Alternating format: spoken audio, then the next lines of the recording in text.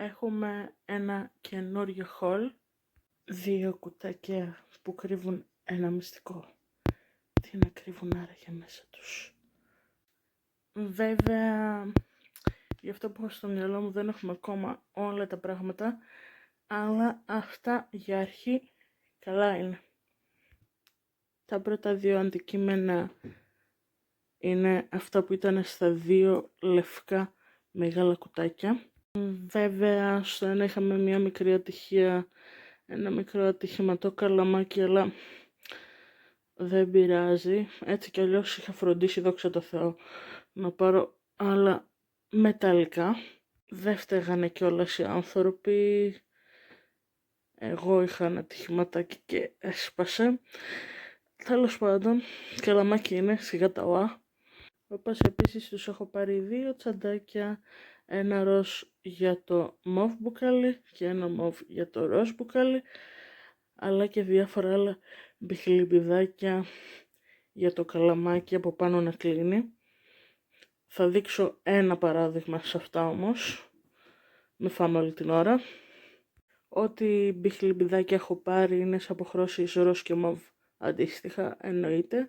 Οπότε για το μοβ πάλι έχουμε πάρει ροζ και έχω πάρει το ίδιο σε μοβ απόχρωση αντίστοιχα.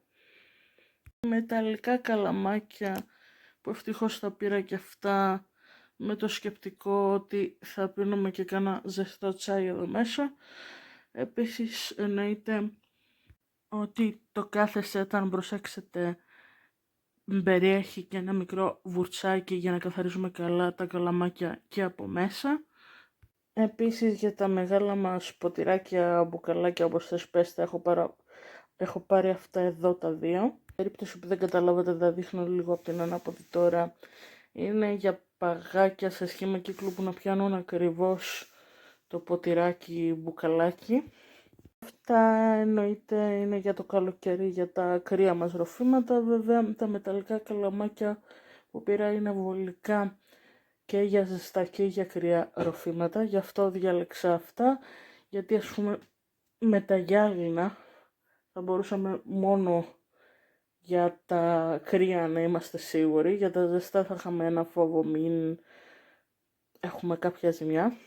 Και σε ό,τι αφορά το νερό μας και τα διάφορα μας ροφήματα, για τελευταία προϊόντα έχω αυτά τα 2. Θα έρθουν κι άλλα εννοείται. Αυτό το πήρα για αυτό που αναγράφεται και στη συσκευασία, για τον καφέ μου. Βέβαια είναι περισσότερο για ζεστό καφέ, τώρα το χειμώνα. Ευελπιστώ εν καιρό να πάρω και κάποιο για κρύο καφέ. Αν και ακόμα και τώρα, αν θέλω να πιω κανένα κρύο, και σε αυτό θα μπορούσα. Η συσκευασία περιείχε επίσης ένα μεταλλικό καλαμάκι μικρό, αλλά επειδή δεν αναφέρεται κάπου στην αγορά το μεταλλικό καλαμάκι, έτσι κι αλλιώς εγώ είχα πάρει για πιο μικρό ποτηράκι και πλαστικά αλλά επαναχρησιμοποιούμενα καλαμάκια. Δηλαδή τα πλένεις και τα χρησιμοποιήσεις κανονικά. Επίσης και αυτόν το κουτάκι περιέχει μέσα ένα βουρτσάκι για το τέλειο καθάρισμα, αλλά και να μην εμπεριείχε, έτσι κι αλλιώς και τα βουρτσάκια που βρίσκουμε στα μεταλλικά καλαμάκια που έχω πάρει κάνουν επίσης την ίδια δουλειά, το έχω τσεκάρει. Αυτά ήταν τα προϊόντα και για το σημερινό haul. Βέβαια, κάτι μικρό για το συγκεκριμένο προϊόν που επειδή το ψάξα αρκετά πριν το πάρω, αν το ανοίξεις μέσα είναι κάπως έτσι. Βέβαια αυτό μπορείς να το αφαιρέσεις, να το προσθέσεις αναλόγως. Σε αυτό ας πούμε μπορείς κάλλιστα να βάλεις και για το τσάι σου, αν δεν έχεις τσάι σε φακελάκι, να βάλεις το τσάι σου μέσα στο ζεστό νερό και μετά να το αφαιρέσεις, ή να το αφήσεις και όσο πίνεις, δεν υπάρχει πρόβλημα, και να το πλύνεις μετά. Και επίσης, και η αλήθεια, βγαίνει πανεύκολα αυτό για να το πλύνεις. Και επίσης το καπάκι από πάνω, Άμα το ανοίξεις, περιέχει ένα μικρό κουταλάκι.